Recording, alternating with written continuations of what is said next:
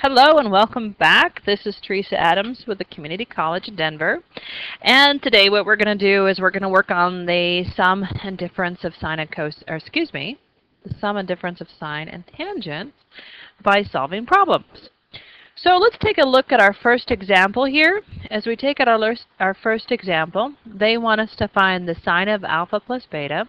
Well, we know the sine of alpha, and they give us the sine of beta. So let's remind ourselves of what the formula is for the sine of alpha plus beta. It is the sine of alpha, the cosine of beta, plus, and if you've been with me before, you know I like to put my sine first, so I'm going to do the sine of beta, the cosine of alpha. So I've got the sine of beta, and I've got the sine of alpha, so I'm going in the right step. So I've got this one, and I've got this one. However, I don't have the cosine of beta and the cosine of alpha, but I can find that using the fact that I know how we define sine. And so I'm going to look at alpha first. Because the way that we define the sine of alpha as being the y over r, I know what y is. Y is 3, r is 5. So all I have to do is find x. Well, x is equal to the square root of the r squared, which is 5, minus the y squared, which is 3. And so I know this is going to be 4. So I know the cosine of alpha is going to be 4 over 5. Now I check to make sure I've got the right sign on it. Alpha is in quadrant 2. That means this is a negative 4/5. Now I'm going to do the same thing with beta. I'm going to do it over here. So with beta, I know that y equals 5, because that's how I define sine of beta, as being the y over r, and my r is 13. That means my x must be the square root of 13 squared minus 5 squared, which means it's 12. So then my cosine of beta is the 12 over the 13.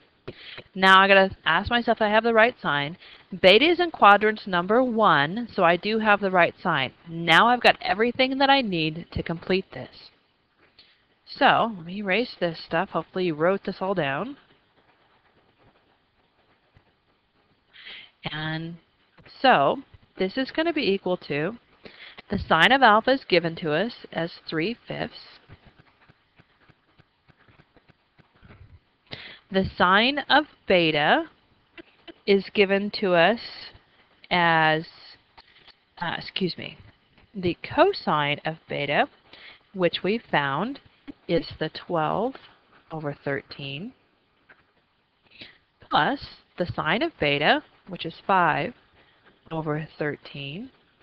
The cosine of alpha we know is a negative 4 over 5. So then we multiply all this, and 3 times 12 is 36, 5 times 13 is 65, and because of the fact it is going to be a minus, because I have a positive 5/13 times a negative 4/5, gives me a negative 20 over 65. And you're thinking, wait a minute, why didn't I cancel those 5s? And that's because they want to find the exact values, which means I'm going to have to add or subtract these fractions, and since they already have a common denominator this way, that's why I didn't take and cancel this 5 and this 5. All right, back to what I'm doing. So this becomes 36 minus 20 is 16 over 65. And there's my answer. Let's take a look at our next one. So on our next one, it is, again, the sine of alpha plus beta. Ooh, you know what? I'm going to let you guys do B, and I'm going to do C because it's a subtraction here. So I know the sine of alpha minus beta is going to be the sine of alpha cosine beta minus the sine beta cosine alpha. So like I did before, I've got to find missing pieces, but this time they're giving me the cosines. They're giving me the cosine of alpha, and they're giving me the cosine of beta. So I need to find the sine. So as I take a look at this, I have my cosine beta, I have my cosine alpha. Oops, let me put that back in yellow, the cosine alpha. So let's find our sines of alpha and beta.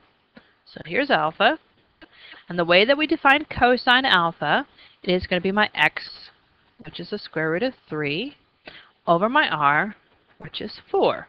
That means my y is going to be the square root of 4 squared minus the square root of 3 squared, which means that y is going to be equal to 16 minus 3, the square root, so that's the square root of 13. That means my sine of alpha is the square root of 13 over 4. Okay, let's do the same thing with beta. So with beta, my cosine of beta is x is going to be equal to the negative square root of 2. R is going to be 3. That means y is going to be the square root of 3 minus negative square root of 2 squared, which means I have 9 minus 2, which is the square root of 7. So my sine of beta is going to be the square root of 7 over 3. Now I'm just going to make sure that all of my signs are correct. Alpha is in quadrant 1, so sine of alpha will be a positive number. Beta is in quadrant 2, that means the sine of beta will also be a positive number. So now that I have everything, and I hope you guys took notes and write this down, I'm now going to put everything in the right place and give you the answer. So I have the square root of 13 over 4. That's what we found sine alpha to be. Cosine beta is a negative square root of 2 over 3 minus. The sine of beta is the square root of 7 over 3. And then the cosine of alpha is a square root of 3 over 4. Now when I multiply this through, I'm going to have a negative times a positive, so it'll be a negative. And then square root of 13 times the square root of 2 is the square root of 26 minus. Square root of 7 times the square root of 3 is the square root of 21. And it's all over 12. So there's the answer for that one. And let's go back and give you the answer for B, because I know you're just dying to know what it is. And so I've got negative 2, the square root of 3, minus the square root of 5, all over 6. And thank you for watching.